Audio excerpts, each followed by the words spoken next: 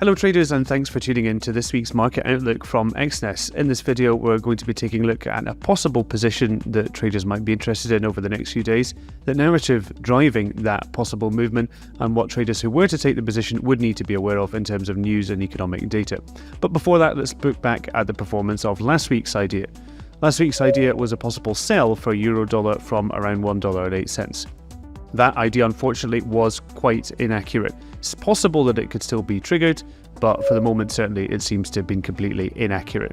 Now, for this week's idea, I'm Michael Stark, Financial Content Manager, and joining me to give the idea is Andreas Themistocleus, Trading Specialist. Thanks so much, Andreas, for being here and for being willing to give the idea. Hello, Michael, and thanks for having me. What do you think over the next few days? What do you think is a possible position that traders might be interested in looking at? So this week, my attention is on the pound-loonie pair for a potential long trade with a target around the 1.70 or 1.71 price area. The price found sufficient resistance on the upper band of the Bollinger Bands and is currently correcting to the downside. This might be coming to an end since there is the dynamic support area between the 50 and 100-day moving averages just below the current area of trading. Also, the downward trend line, which was valid for more than a year, has been broken and the faster moving average is trading above the slower one, indicating that the bullish momentum is still valid. And what do you think are some of the most important narratives or factors that are driving the possible move up?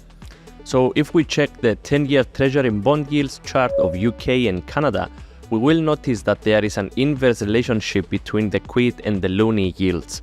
The British pound has gained ground more aggressively than the loonie and is near the yearly high, meaning that capital is flowing into the British pound more aggressively than the Canadian dollar. And could you give us a quick summary of what are the most important events, economic releases, and other factors traders would need to be monitoring in the next few days if they were to take the position? So in terms of economic data that could influence this trade, there is the Bank of England interest rate decision where a single hike is expected to support the pound, and the British consumer confidence on Thursday the 22nd.